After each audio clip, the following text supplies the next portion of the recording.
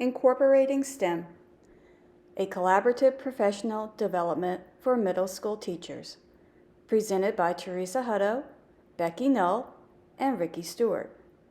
This will be a 10-hour professional development training covering 2 days.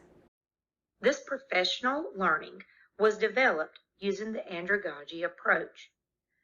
We wanted to create professional learning that focused on STEM and the engineering design process.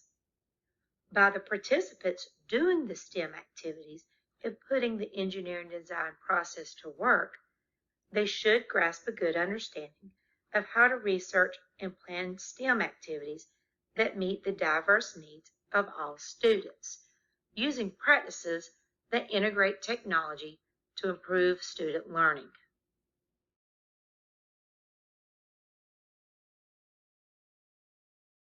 We begin our professional development training with looking at data for a purpose of why we're having it.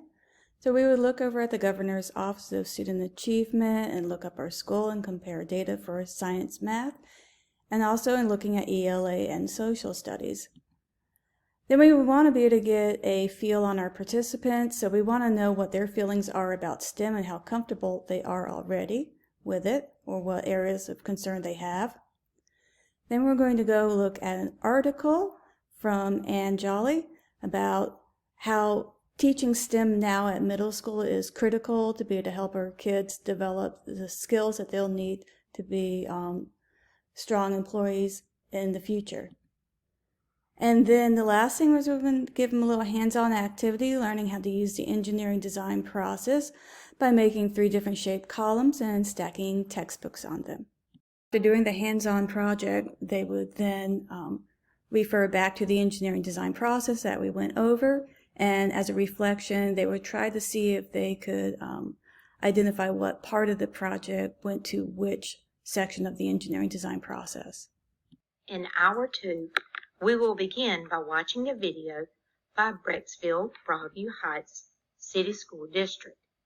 This video does an exceptional job of explaining what STEM is, as well as why it's important in education. After the video, participants will work with their groups to complete a placement activity. In this activity, each group member will write in his or her square a takeaway from the video. This activity could easily be incorporated into the classroom. Next, we will introduce Science Buddies, NASA STEM Engagement, and Teach Engineering. All 3 websites contain excellent STEM activities that can be easily modified to fit any classroom. Most lessons even go through the engineering design process as well. We will then have the participants to try out a hands-on activity in Teach Engineering. In this activity, participants will learn to code 3 colors to create new colors and put on a light show. After each group has completed this activity and shared, they will complete an activity reflection. This activity is an SOS strategy called Tweet Tweet. In this activity, participants will create a Twitter name. Then they will create a tweet that talks about the activity they did.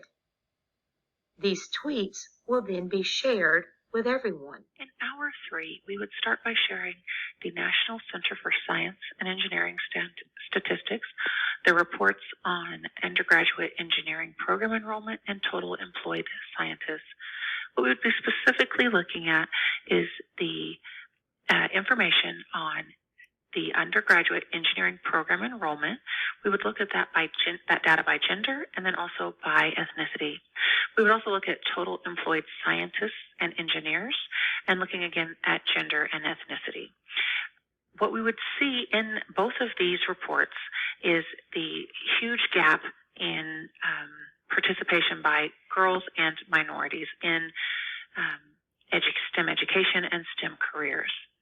We would then share with our participants resources that are designed for this population of girls and minorities. That includes the American Association of University Women, the AAUW, PBS Sci Girls, and the If Then collection. We would then give participants a chance to explore these sites and then share out resources that they feel would be directly applicable to their students and classroom. All right, so in hour 4, we're going to be learning a little bit about Scratch and learning how to code. I'm going to show you how to make an account, create a little story, and show you some advanced features for animation. Scratch is an excellent way of having the kids create stories, games, and animation. For teachers, they can start off by joining Scratch, username, password, answer a couple questions, and you get a link through your email. I'm going to go back and just show you how to get started right away. So you can click on Create up at the top. And the easiest thing to do is to click on Tutorials.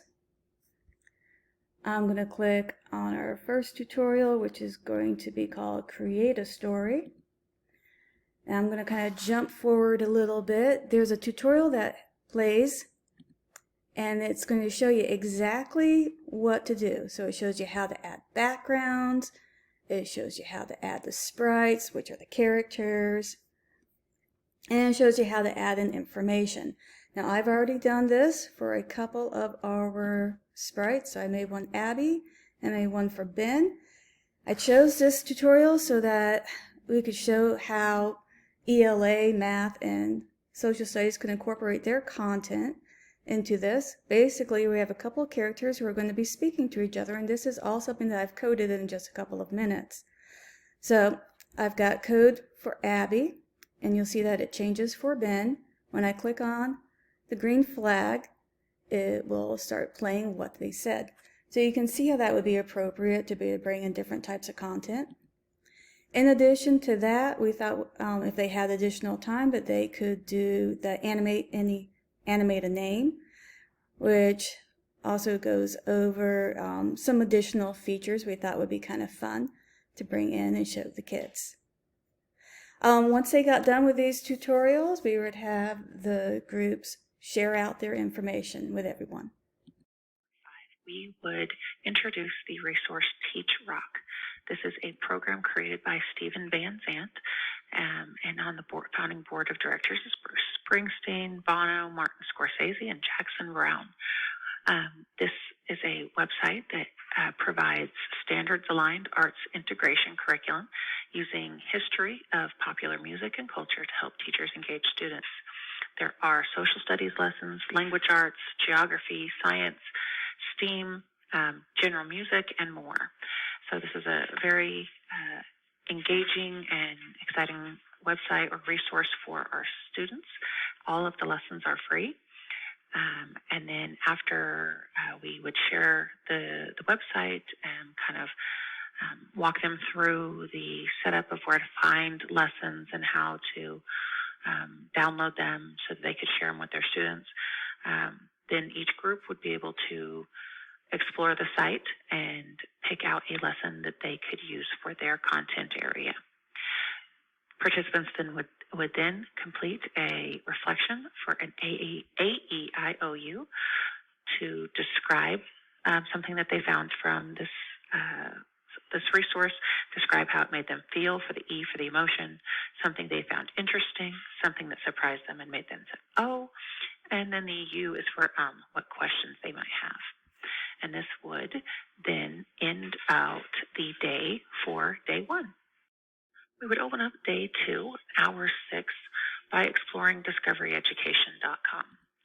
We would start out with a STEM lesson or a CER about magnetic migration, kind of walk the teachers through what that lesson might look like, how they could share that with their students.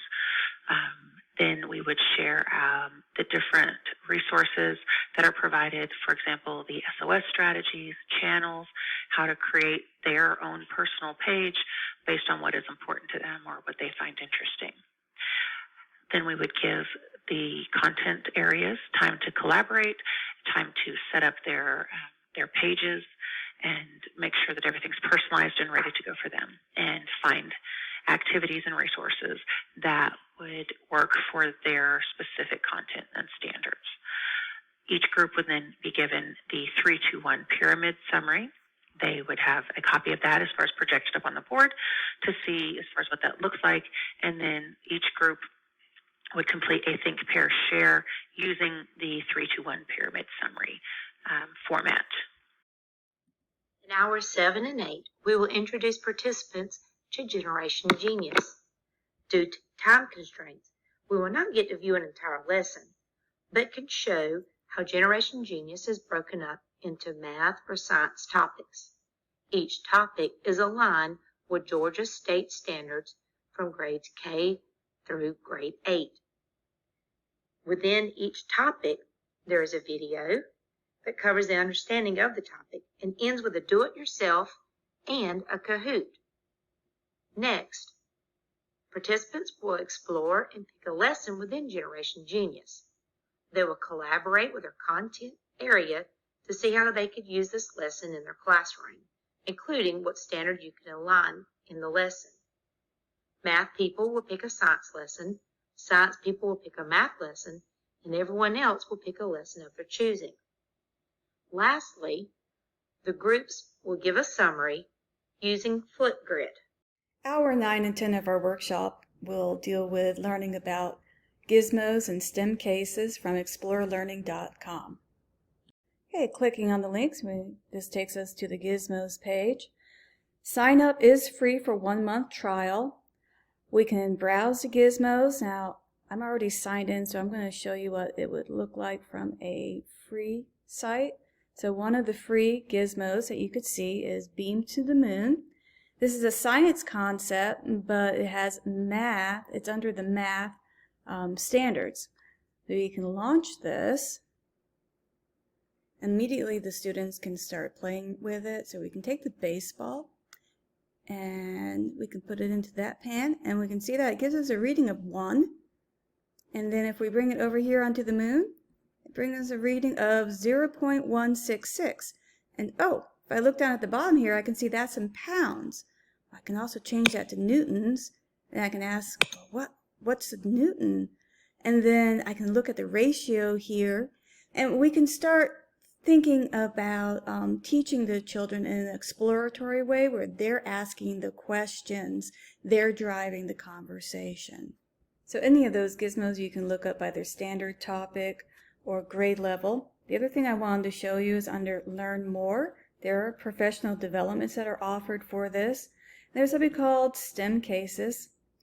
Under these, you can click on See the Library, and they have a whole bunch of different activities here. I'm going to click on the one for heredity traits, showing for middle school.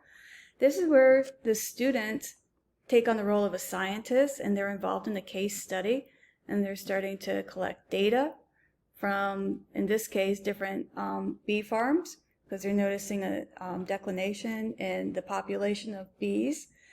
Now, they would then analyze their data, interpret it, try coming up with a hypothesis, figuring out what was going on wrong, and then start conducting experiments digitally. As the groups are meeting together and examining the gizmos and the STEM cases, they're going to be filling out their cross-curricular connection page, telling about what content areas, standard, real-world problem, what resources they chose, how they incorporated that into the class, and then whatever follow-up questions they wanted to address. We would wrap up the hour with a glow and grow. For 10, we're wrapping things up.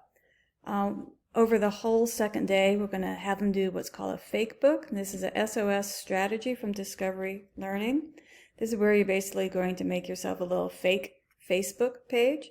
You have your profile picture you can put in there, a little bit about yourself, the people who you worked with at the workshop, what you learned during that timeline, and important things that they wanted to share with others. At the end, we'll do like a gallery walk, and people can look at what other people have learned about.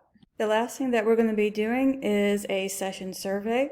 So this is kind of going over how useful they thought the resources were, how comfortable they are after doing all the things that we've done in the professional development training, what they felt that they might need more training in, and maybe what they can immediately begin using in their classroom, and a big positive takeaway, and lastly, whatever concerns they might still have.